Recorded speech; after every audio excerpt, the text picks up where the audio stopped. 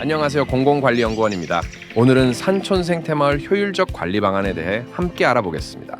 산촌 생태마을 효율적 관리 방안이란 산촌 마을의 지속 가능한 발전 및 활성화를 위해 지어진 시설들을 체계적으로 관리하는 것을 말합니다. 산촌 생태마을에서 관리되는 시설은 숙박시설이나 버섯 생산시설, 하우스, 마을 체험장 등을 예로 들 수 있으며 이러한 시설의 운영을 통해 마을의 환경 보전과 주민 소득 창출이 동시에 이루어질 수 있습니다. 해당 시설들은 정부의 예산으로 지어지며 소유권은 해당 지자체로 귀속됩니다. 산촌 생태마을의 유형은 크게 생활 환경 개선을 위한 시설이나 생산 기반 시설, 소득원 개발을 위한 시설과 산촌 체험 시설, 마을 운영에 필요한 프로그램 등으로 나뉘는데요.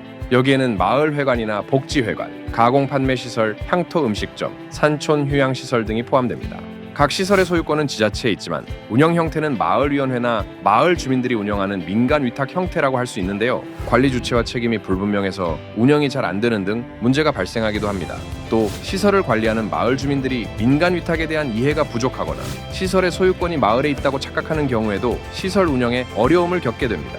이러한 문제를 개선하기 위해 지자체에서는 산촌 생태마을의 운영 형태를 점검합니다. 운영 형태를 점검할 때는 정상 운영, 비정상 운영, 미운영되는 곳을 구분하는데요. 각 운영 형태와 성과를 바탕으로 시설 운영을 지속할 것인지 처분할 것인지 등을 검토합니다. 보통 방치되거나 훼손된 시설은 미운영 시설로 분류되며 용도에 사용하거나 사유화된 시설, 관련법을 위반하거나 부실 운영되고 있는 시설은 비정상 운영 시설로 분류됩니다. 시설 운영에 대한 마을 의지가 있는 지속관리 대상 마을들은 정부 공모 사업과 연계하거나 노인 일자리 지원 사업을 통해 운영 및 소득을 지원하며 활성화시키기도 합니다. 이외에도 산촌 체험 프로그램이나 산촌 주말 농장 등 관광진흥 사업 예산을 지원받아 지속적으로 관리됩니다. 자체적인 관리 역량이 있는 시설은 운영이 가능하지만 더 이상 운영이 어려운 경우는 관리 대상에서 제외됩니다. 특히 국고보조금 통합관리 지침에 따라 10년이 경과한 관리 제외 대상 시설은 처분을 하게 되는데요. 그 전에 공유재산 심의회의 심의 과정을 거쳐 용도 폐기 후 일반재산 전환 절차를 거칩니다. 이후 처분 방법은 매각, 양여, 철거로 나뉩니다.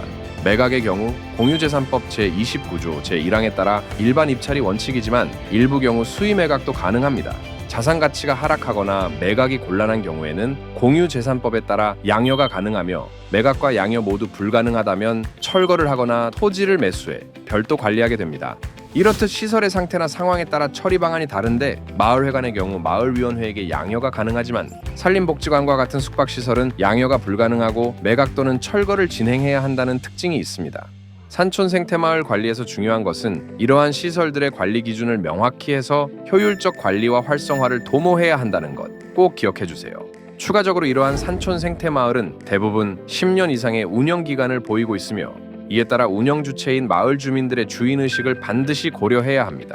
관리 제외 대상 마을의 경우에는 토지와 건물에 대한 소유권 문제, 그리고 앞서 살펴본 바와 같이 매각, 양여, 철거 방식을 결정해야 하는 상황에서 가장 중요한 부분은 마을 주민들과의 소통과 협의라고 할 수 있습니다.